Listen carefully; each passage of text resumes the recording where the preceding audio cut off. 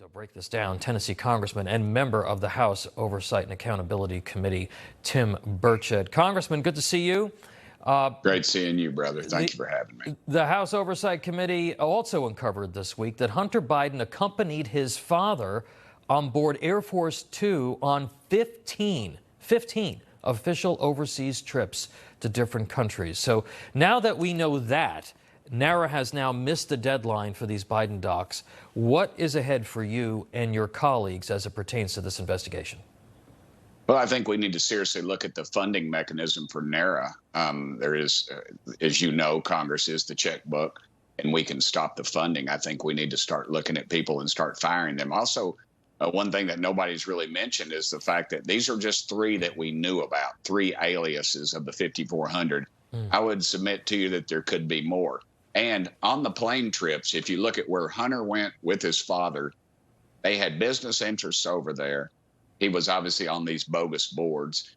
Then you saw meetings with the big guy shortly thereafter, after money was transferred to them. So there is just, it just goes deeper and deeper. This is, you know, CNN keeps saying, where's the proof? Well, dadgum, where isn't the proof? Your Congressman, speaking about it, sort of expanding this, I was talking about this last hour, that don't the members of the Biden White House, including, Obama White House, including President Obama, deserve to be scrutinized here because all of this happened right under the nose of President Obama and his senior officials. Absolutely. It's the two-tiered system. You know, anything that happened in the Trump administration was Donald Trump's fault.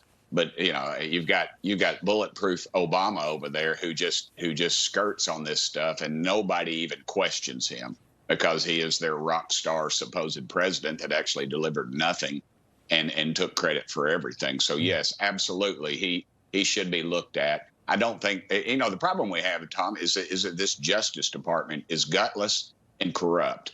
They will not investigate. We can impeach. We can bring all this up. But until the Justice Department decides to get their head out of the sand, I should say, nothing will happen. Well, I want to ask you about that because there are a lot of folks in the Republican Party who want Speaker McCarthy to start impeachment proceedings or an impeachment investigation. But Congressman Comer kind of threw some cold water on that. He made this point the other day. Watch this.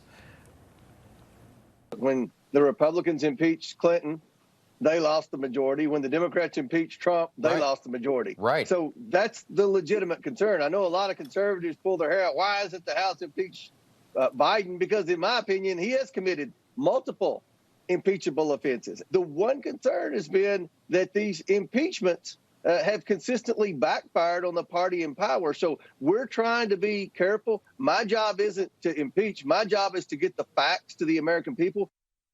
Congressman, do you think impeachment is a risk, and perhaps it's a better idea to lay out a case that would survive a grand jury indictment to the American people, give it to the Justice Department, and say you need to now appoint a special prosecutor? I agree with that, Tom. But the point is, the American public do want an impeachment. I think that we better be careful, though, and that this is just not the entire Congress's focus. You know, I have legislation that I'm presenting in the next few weeks myself that has nothing to do with impeachment. But yeah, that would be a very, very slippery slope, I would say. I want to just touch on that, and because you know the state of Tennessee, your home state, was one of the states that has seen federal resettlement of illegals. Loads of folks being moved off the border into places all across the country, and countless numbers have been resettled using federal tax dollars without permission or notice. A lot of Americans have been waiting for the GOP in Congress to put an end to resettlements or at least try. Are we going to see that when the House reconvenes? Well, I thank you for asking that because I do have legislation that's going through, I guess, more or less legal services. As you know, you present legislation and they tell you which areas of the law it would affect.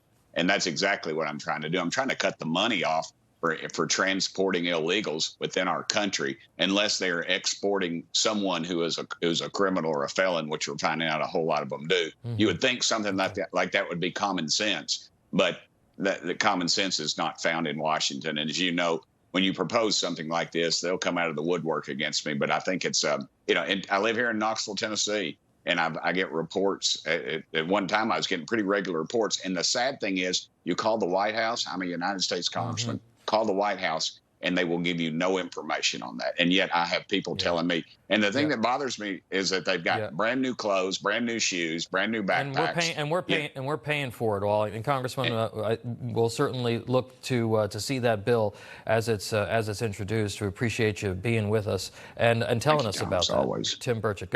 And I appreciate y'all always putting the truth out, brother. That's why y'all are taking the world by storm. So thank you. Thank you, sir. Go Vols. Go Vols. Amen.